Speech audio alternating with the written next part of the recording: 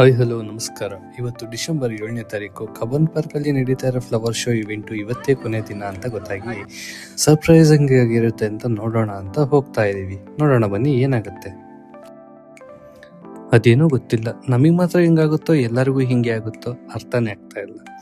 ಯಾಕಪ್ಪ ಅಂದ್ರೆ ಕೊನೆ ದಿನ ಅಂತ ಗೊತ್ತಾಗಿ ಅರ್ಧ ಬೆಂಗಳೂರೇ ಸೇರ್ಕೊಂಡ್ಬಿಟ್ಟಿತ್ತು. ಅಲ್ಲಿ ಓಡಾಡಕ್ಕಲ್ವಲ್ಲ, ಉಸಿರಾಡಕ್ಕೂ ಜಾಗ ಇಲ್ಲ, ಆ ರೇಂಜಿಗೆ ಕ್ರೌಡ್ ಆಗ್ಬಿಟ್ಟಿತ್ತು. ಎಲ್ಲಿ ನೋಡಿದ್ರು ಜನ ಜನ ಜನ ಜನ.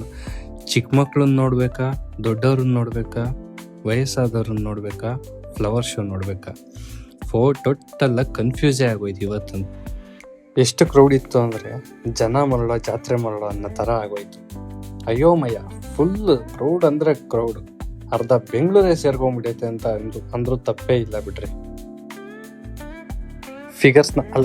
ಫ್ಲವರ್ಸ್ನ ನೋಡಿ ನೋಡಿ ಬೇಜಾರಾಗಿ ಸುಸ್ತಾಗಿ ಏನಾದರೂ ತಿನ್ನೋಣ, ಏನಾದರೂ ತಗೊಳ್ಳೋಣ ಅಂತ ಫುಡ್ ಕೋರ್ಟ್ ಕಡೆ ಹೋದ್ವಿ. ಹಾಗೆ ಹೋಗ್ತಾ ಹೋಗ್ತಾ ನಮಗೆ ಕಣ್ಣಿಗೆ ಬಿದ್ದಿದ್ದು ವಿಧ ವಿಧವಾದ ಫುಡ್ ಸ್ಟಾಲ್ಸ್. ಫೈನಲಿ ನಮ್ಮ ಕರ್ನಾಟಕದ ಹೆಮ್ಮೆ, ಹೊಸದಾಗಿ ಬೆಳೀತಾ ಇರೋ ಬ್ರ್ಯಾಂಡ್ ಹೂಕೋ ಚಾಕ್ಲೇಟ್ಸ್, ನಿಮಗೆಲ್ಲ ಗೊತ್ತೇ ಇರುತ್ತೆ. ಫೌಂಡರ್ ಬಂದು 18 ವರ್ಷದ ಕಾಲೇಜ್ ಹುಡುಗ, ಹೆಸರು ವೆಂಕಟೇಶ್. ಫೈನಲಿ ಇವತ್ತು ನನಗೆ ಸಿಕ್ಕಿದ್ರು. ವೆಂಕಟೇಶ್ ಅವ್ರನ್ನ ನೋಡಿ ತುಂಬ ಖುಷಿ ಆಯಿತು. And I finally purchased some products. ಅತಿ ಶೀಘ್ರದಲ್ಲೇ ಆ ಪ್ರಾಡಕ್ಟ್ ಹೇಗಿತ್ತು ಅಂತ ಕೂಡ ನಾನು ರಿವ್ಯೂ ಮಾಡ್ತೀನಿ.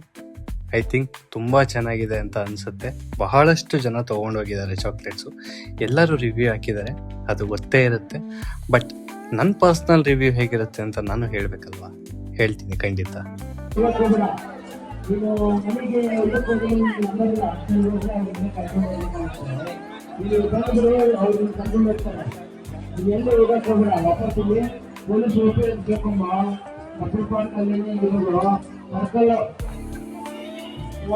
ಅಂತೂ ಇಂತೂ ಇಲ್ಸುತ್ತಿ ಫ್ಲವರ್ ಶೋ ಎಲ್ಲ ಮುಗಿಸಿ ಬರೋ ಅಷ್ಟೊತ್ತಿಗೆ ಸಾಕಾಗೋಯ್ತು.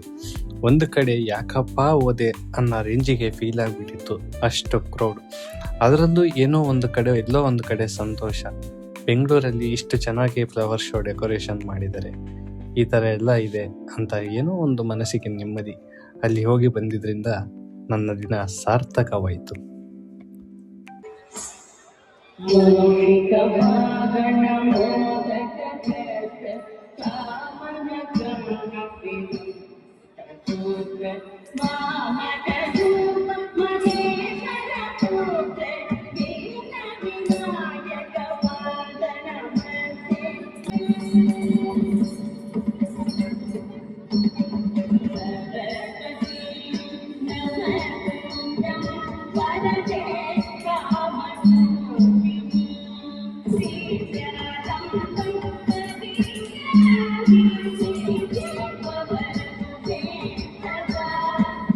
ಇದೇ ಥರ ಕಂಟೆಂಟಿಗಾಗಿ, ಇದೇ ಥರ ವಿಡಿಯೋಗಾಗಿ, ಇದೇ ಥರ ಮನೋರಂಜನೆಗಾಗಿ ಫಾಲೋ ಮಾಡಿ, ಶೇರ್ ಮಾಡಿ, ಲೈಕ್ ಮಾಡಿ, ಸಬ್ಸ್ಕ್ರೈಬ್ ಮಾಡಿ, ಗಂಟೆ ಹೊಡೆಯೋದನ್ನು ಮರಿಬೇಡಿ.